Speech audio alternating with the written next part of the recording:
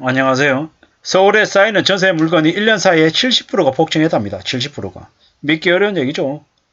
보증금을 못 주니 역전세난은 심해지고 아파트 물건이 3개월 사이에 2만여 건이 늘었답니다. 신축도 늘어나고 있고요. 구축은 또 더 비어가고 있고 보증금을 낮춰도 갱신계약이 안 쉽다라고 얘기합니다. 이게 어떤 상황인지 참 뉴스를 한 번 더 좀 찬찬히 읽어봐야 될 것 같습니다. 연이은 금리 인상 여파로 전세 시장이 극심한 침체를 보이는 가운데 서울 아파트 전세 물건이 5만 건을 돌파했다. 서울 아파트 전세 매물입니다. 1년 전보다 70% 늘어났답니다. 2년 전보다는 무려 4배가 늘어났답니다. 4배? 2년 전으로 치면 2년 전에는 전세 물건이 한 1만 2, 3천 건이 됐나 봅니다. 4배 늘었다고 하는 거 보니까요. 그리고 1년 전에는요. 1년 전에는 한 3만 건쯤 됐나 봅니다. 그러면 이제 37, 21, 3만 건이다가 지금 5만 건이 됐으니까 70% 나는 게 맞죠. 지금 이제 5만 621건이랍니다. 한 달 전 4만 4,800건보다도 13% 늘었답니다. 2020년 4월 이후 가장 많은 물량이랍니다. 가장 많은 물량.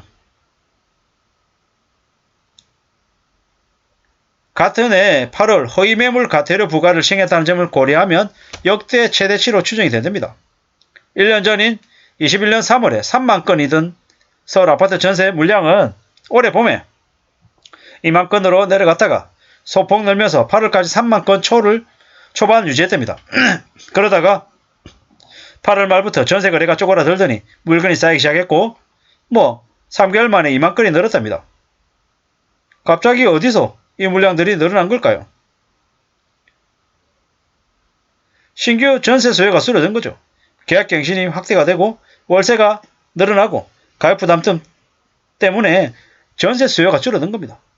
확실한 건 뭐냐? 신규 입주하는 물량들이 늘면서 신규 입주하는 물량들 이제 잔금 치르고 등기해야 되는데 전세자를 못 구하니까 이제 입주도 지연되고 난리가 나고 있는 거죠.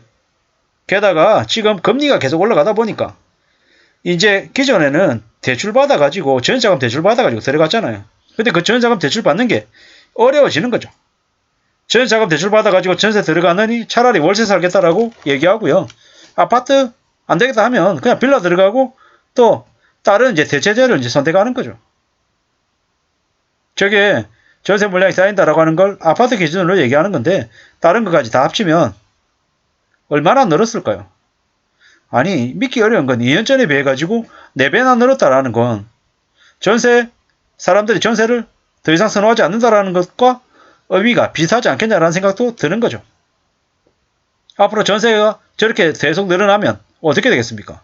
전세 가격이 더 내려가고 전세 가격이 내려가면 덩달아서 매매 가격도 같이 내려갈 수밖에 없다라고 보는 거죠. 역전세가 심해지면 집주인이 세입자한테 거꾸로 월세를 줘야 되는데 언제까지 계속 그럴 수 있을까요? 하루라도 빨리 집을 팔아서 손실을 월세를 세입자한테 주는 일을 안 하려고 하지 않겠냐라는 거죠.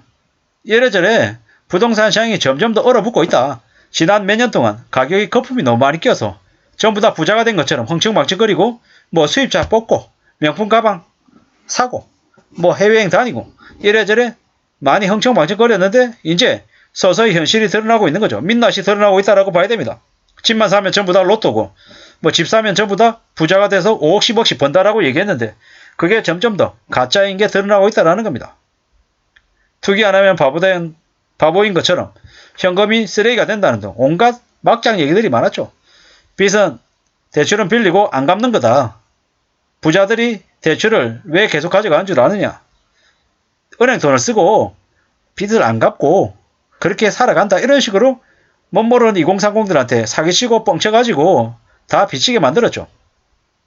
그래가지고 집값을 떠받들었죠. 그래왔던 이제 그 거품들이 서서히 꺼져가고 있다라고 봐야 됩니다. 이제 은행들은 은행들대로 금리가 오르고 이래저래 충당금 쌓아야 되니까 자기들 먼저 살아야겠다고 대출자들이 이제 목부터 쪼고 있는 거죠. 충격입니다. 충격. 지금 이러한 상황들이 정부가 아무리 뭡니까? 대출을 9억 이하의 매물까지 5억까지 대출을 해준다. 금리를 4%로 고정을 해준다. 이런 얘기 아무리 해본들 부동산 시장이 당장 살아나지 않는다라는 겁니다. 쉽지 않기 때문이에요. 쉽지 않기 때문에. 지금 현재 전세 물량이 저렇게 많이 늘어나고 있다. 뭐 충격이죠. 충격. 뭐 어떻게 되겠습니까? 앞으로 이제 겨울에 이제 입주 물량 대거 나올 텐데 입주가 되겠습니까? 잔금 치르고 되겠습니까? 안 될 것 같다라는 거죠. 충격입니다. 충격. 앞으로 우리가 어떤 삶을 살게 될지는 정신 바짝 차려야 됩니다. 200층, 300층이라고 욕하는 놈들, 투기꾼들 이번에 대거 몰락한다라고 봐야 됩니다. 상상을 초월하는 대충격들이 벌어지고 있다라는 겁니다. 이번에 위기는 영끌한 연끌족들이 대거 몰락하는 그런 대충격이 벌어진다라고 보면 맞겠습니다. 전세시장에서 공급 대비 수요가 부족한 상황이 11개월째 이어지고 있다. 뭐죠 이거? 공급 대비 수요가 부족하다. 이게 11개월째, 1년째 이어지고 있답니다. 전세 살겠다는 사람이 없다라는 거죠. 뭐 이러다 보니까는 급전세도 거래가 안 되고, 그러면 전세가격이 계속 내려가는 거죠.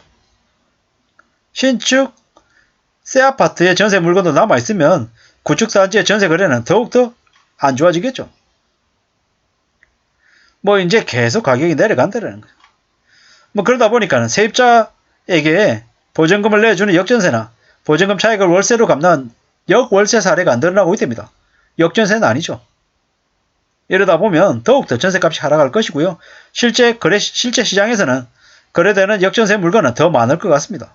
앞으로 부동산 시장이 얼마나 차갑게 얼어붙을지는 저 전세 물량이 얼마나 급증했는지 저 사례를 통해서 알 수 있을 것 같습니다. 너무 무리하면 뭐든지 탈이 날 수밖에 없습니다.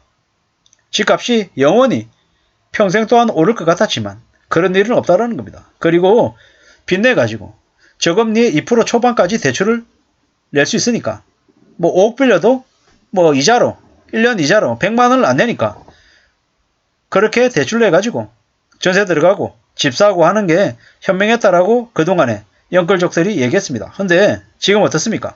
그들이 지금 지옥의 입구에 있습니다.